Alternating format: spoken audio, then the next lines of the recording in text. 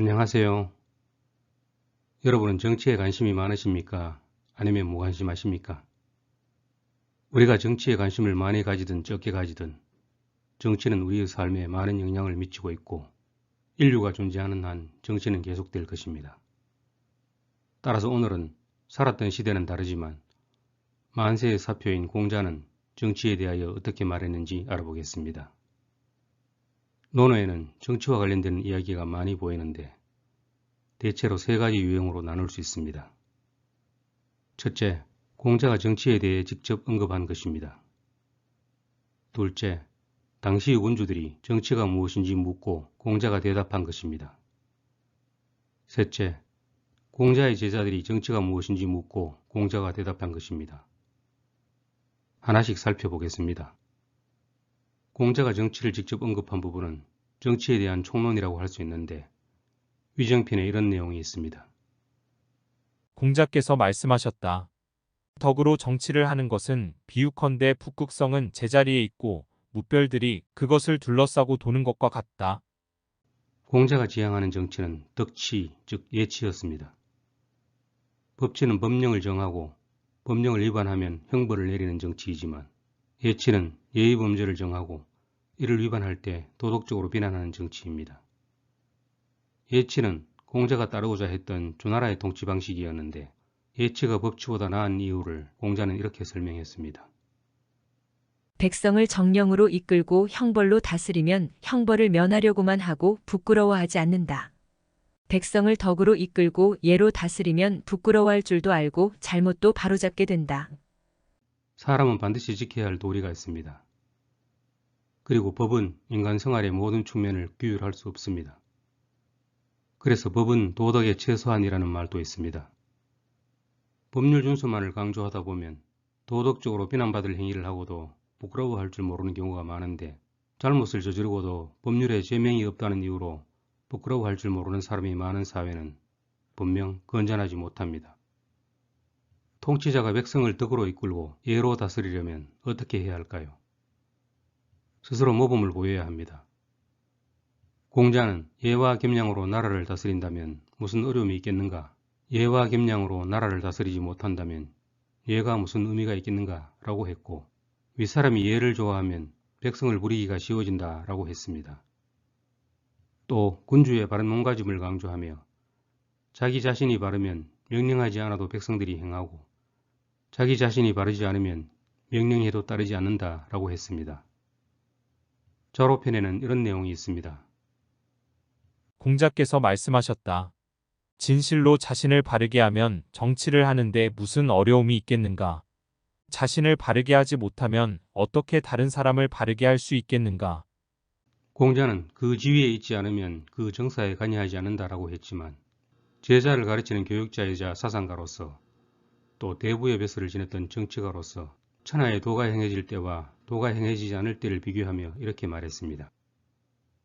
천하에 도가 있으면 예악과 정벌이 천자로부터 나오고 천하에 도가 없으면 예악과 정벌이 제후로부터 나온다. 제후로부터 나오면 대개 10세대 만에 잃지 않는 경우가 드물고 대부로부터 나오면 5세대에 잃지 않는 경우가 드물며 대부의 가신이 국정을 잡으면 3세대에 잃지 않는 경우가 드물다. 천하에 도가 있으면 정치 권력이 대부에게 있지 않고 백성들은 정치에 대해 논하지 않는다. 춘추시대에 살았던 공자는 천자가 힘을 잃고 제후뿐만 아니라 대부, 나아가 대부의 가신까지 권력을 넘보는 세상이 된 상황을 개탄했고 천하에 도가 없으므로 생업에 종사해야 할 백성들까지 정치에 대해 이러쿵저러쿵 한다고 보았습니다. 논어에 정치라는 용어가 많이 등장하는 이유는 어쩌면 그 때문일지도 모릅니다.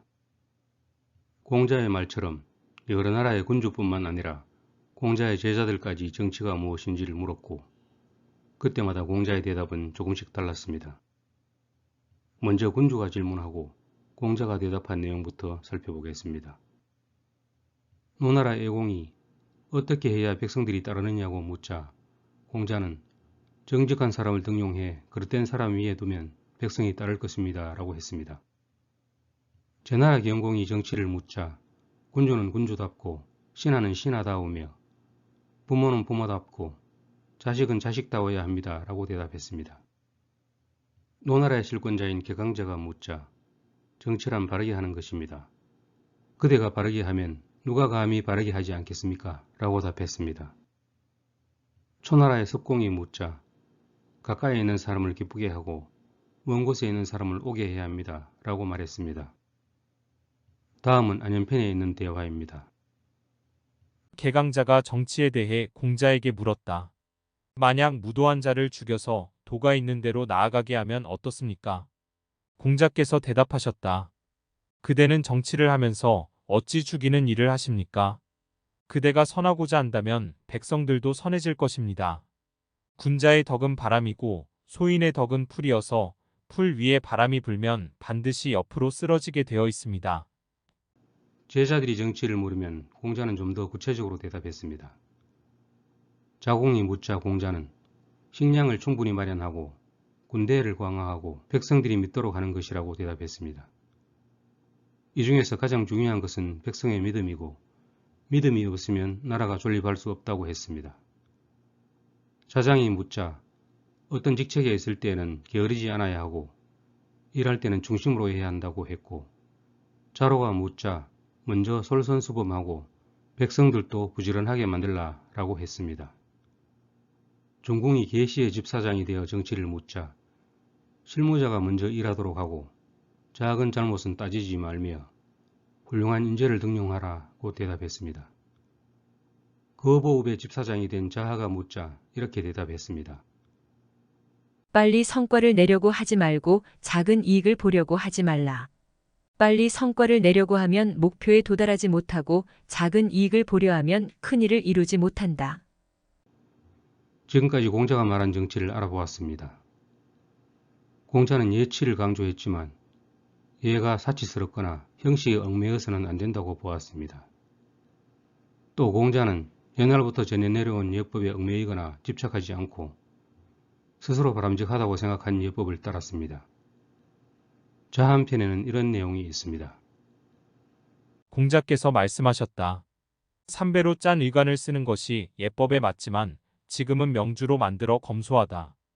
나는 사람들을 따르겠다.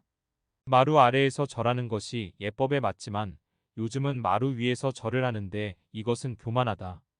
비록 사람들과 다르더라도 나는 마루 아래에서 절하는 예법을 따르겠다. 이와 더불어 공자는 조나라를 따르고자 했지만 조나라 제도만 좋다고 보지는 않았습니다. 안연히 나라를 다스리는 방법에 대해 묻자 공자는 하나라의 역법을 시행하고 은나라의 수레를 타고 조나라의 멜류관을 쓰고 음악은 소를 연주하고 정나라의 음악을 몰아내고 말재주 있는 사람을 멀리해야 한다라고 말했습니다. 무엇이든지 좋은 점을 잘 가려서 받아들여야 한다는 뜻일 것입니다. 오늘은 여기까지입니다. 감사합니다.